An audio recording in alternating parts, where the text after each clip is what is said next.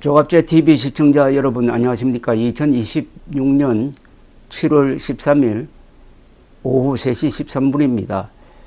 인터넷에 들어가면은 자신의 IQ를 측정할 수 있는 사이트가 있습니다. 그런 걸 쭉 종합해 가지고 세계 국가별 평균 IQ 랭킹을 내는 사이트가 또 따로 있는데요. 한 사이트에 들어가 보니까 이렇습니다. 1등 싱가포르 국민 평균 IQ 108, 2등 홍콩 107, 3등 대만 106, 4등 대한민국 106, 5등 일본 106, 6등 중국 104, 7등 스위스 102, 8등 네덜란드 101, 9등 핀란드 101, 10등 캐나다 101 이렇습니다. 자, 이 10개 나라에서 1, 2, 3, 4, 5, 6등을 차지하는 나라 6개 나라 싱가포르, 홍콩, 대만, 대한민국, 일본, 중국의 공통점은 뭘까요? 한자 유교 문화권입니다. 한자 유교 문화권입니다. 왜 한자 유교 문화권 나라가 IQ가 세계에서 가장 높게 나올까요? 유대인들보다도 그 머리 좋다는 독일 사람들보다도 왜 이렇게 머리가 좋을까요? 여기에 무슨 비밀이 있을까요? 이 이야기를 좀 하려고 합니다.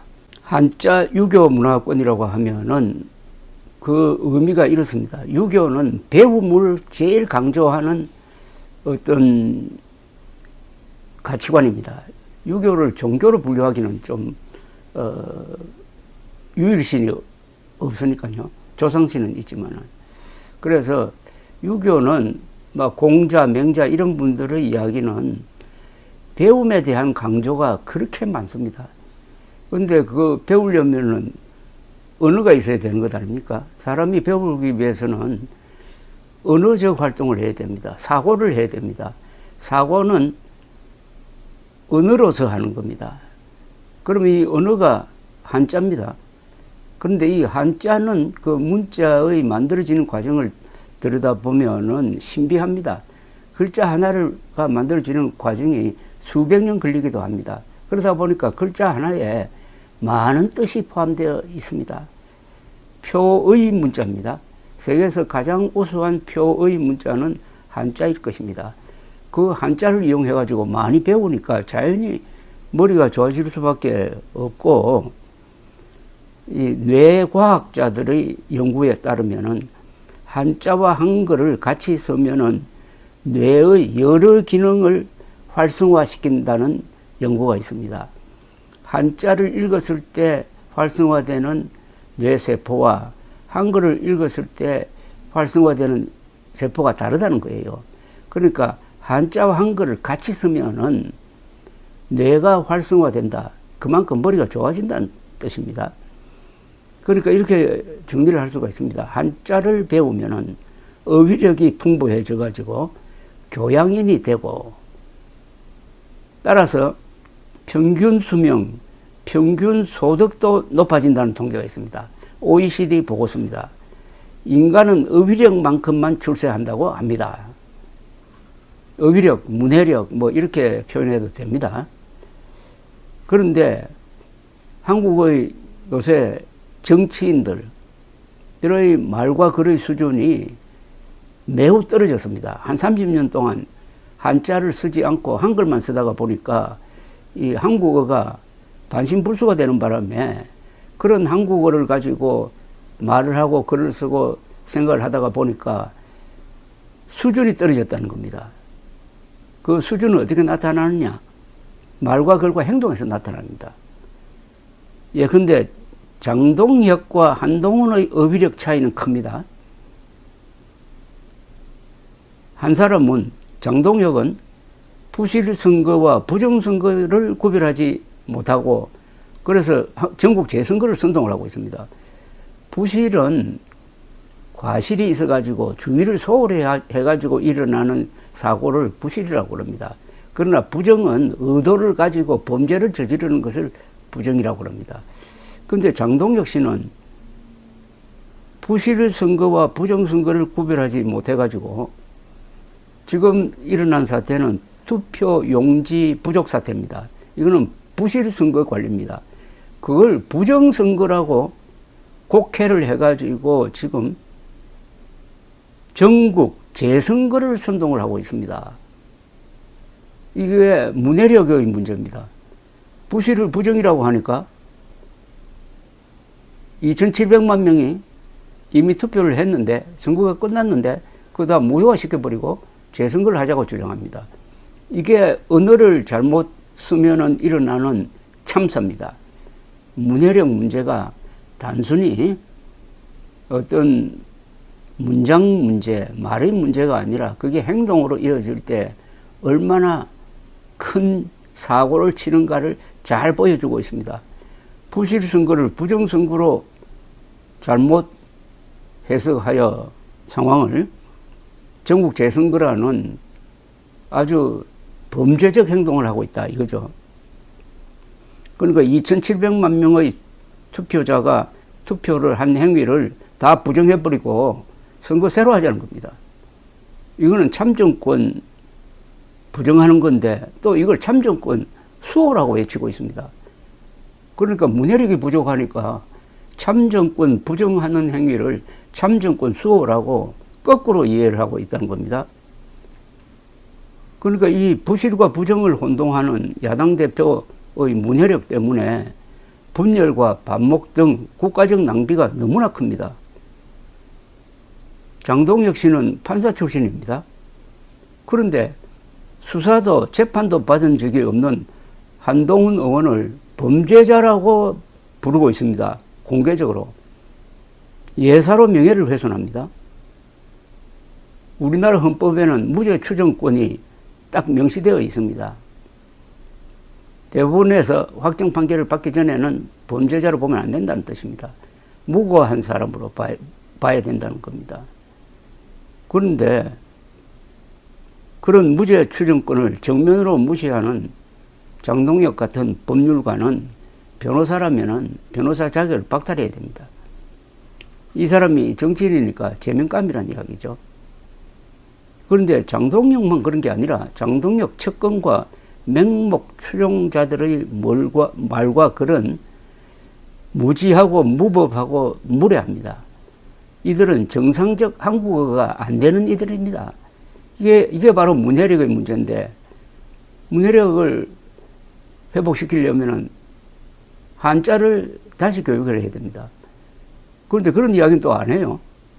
이거는 한글 우상숭배가 지금 한국에 있습니다. 한글이 세계에서 가장 우수하다라면서 한자로 보충을 해야 된다, 보완을 해야 된다고 하면은 막 신경질을 냅니다. 이것도 문해력 부족한 교양 없는 사람들의 전형적인 행태죠. 그런데 장동혁 측근과 맹목 추종자들의 말과 글을 알아보는 방법은 이들에 대해서 문해력 조사라든지 IQ 조사를 하는 방법이 있는데, 그건 뭐 별도로 하더라도 이 동물 세계에서는 IQ가 가장 높은 것은 고래를 잡아먹는 범고래입니다. 킬러 웨일이라고 그래요. 이 킬러 웨일은 바다에서 가장 무섭다는 백상아리, 백상어를 간단하게 물어 죽입니다. 그런데 희한한 게 인간을 공격한 기록은 없습니다.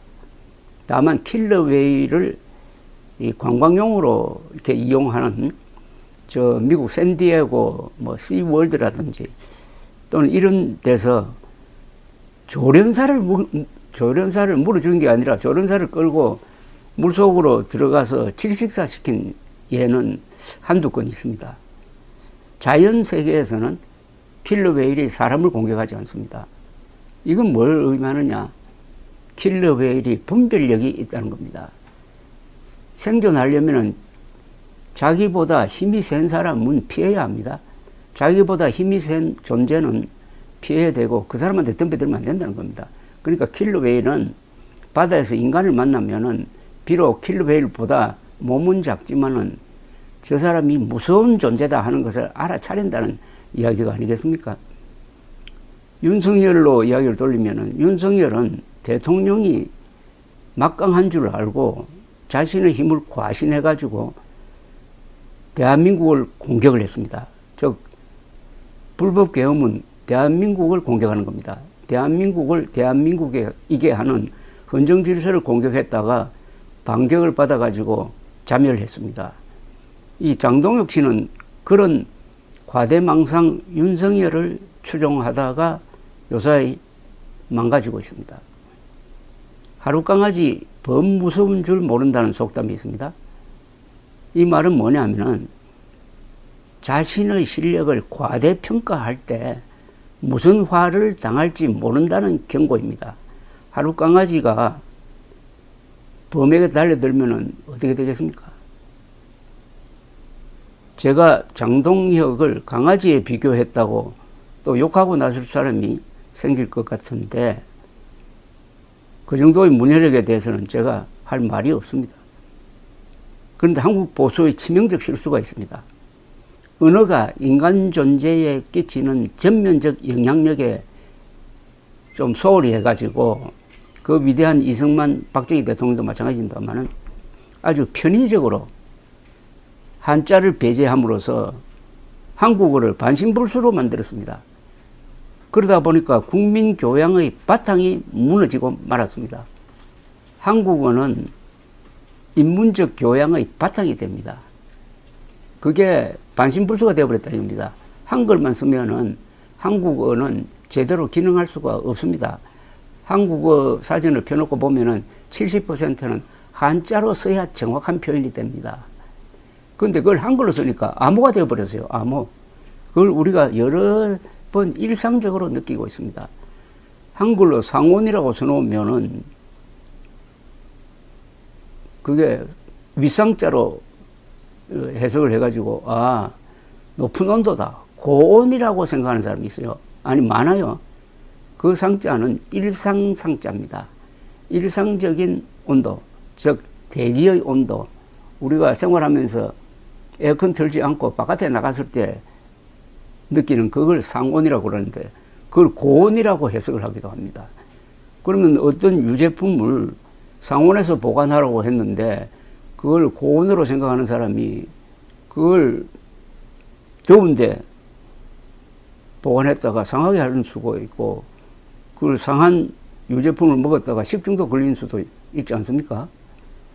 그러니까 이 말이 잘못되면은 큰 사고를 치게 된다. 이겁니다. 하여튼 이게 한국 보수의 치명적 실수입니다.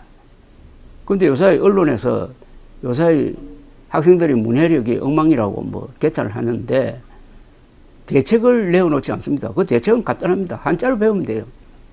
한자를 배우면은 한국어의 70% 단어를 정확하게 이해하기 때문에 문해력이 높아집니다. 그 말은 또 안 해요. 그 말을 왜 안 하느냐. 그 말은 한글에 대한 모독이다. 이렇게 생각하는 모양이죠. 완전히 한글을 우상숭배합니다. 그런데 세계에서 가장 우수한 표문자 한글은 틀림없습니다. 그러나 한글은 세계에서 가장 우수한 표의 문자 한자의 도움을 받을 때 제대로 기능할 수가 있습니다. 세계에서 최고의 표음 문자와 세계 최고의 표의 문자를 같이 쓸 수 있는 언어 구조를 가진 나라는 세계에서 한국과 일본 정도인데 일본보다는 한국이 더 균형이 맞춰져 있습니다. 축복받은 언어 구조입니다. 그런데 한자를 쓰지 않으면은 한국어가 언어로서 기능을 하지 못하고 암호나 소리가 되어버립니다. 아무나 소리가 되어버려요. 어떤 길을 가다가 저기 중국집이 하나 있었어요. 아성반점이라고 했습니다. 아성반점. 한자로 쓰면 알겠는데 한글로 아성이라고 해놓으니까 저게 무슨 뜻인지 모릅니다. 그건 언어가 아니란 뜻입니다. 그건 그냥 소리란 뜻입니다. 또는 암호란 뜻입니다.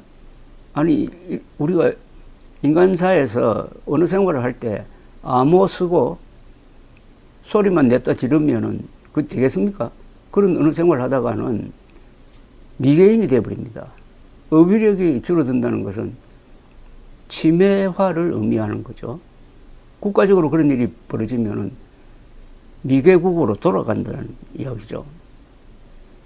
언어가 존재의 집이라면은 이 말은 하이데거라는 독일 철학자가 한 말입니다. 언어가 존재의 집이라면은 한자를 포기한 한국인의 정신은 빚에는 집에서 살고 있다는 이야기입니다. 빚에는 집에서 사는 사람이 무슨 정신면에서 아무리 부자라도 그런 상태에서는 오래 못 갑니다. 우리가 누리고 있는 이 어마어마한 경제력, 그 혜택도 한국어가 망가지면은 오래 지탱할 수가 없다. 왜냐? 그 경제를 이끌고 경제를 이용하고 발전시키고 하는 것은 인간의 정신에서 나오는 것이고 그 정신의 핵심은 정확한 언어를 사용할 때만 발휘될 수 있기 때문입니다.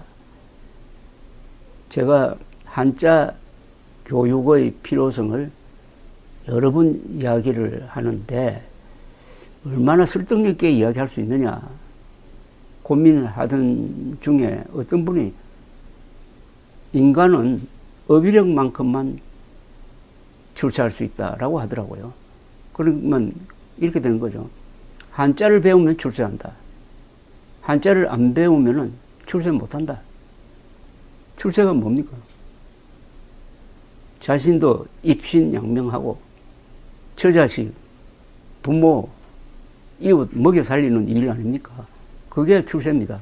그러니까 한국인은 한자를 제대로 배워야 사랑부시를 할 수 있다. 이런 이야기입니다. 감사합니다.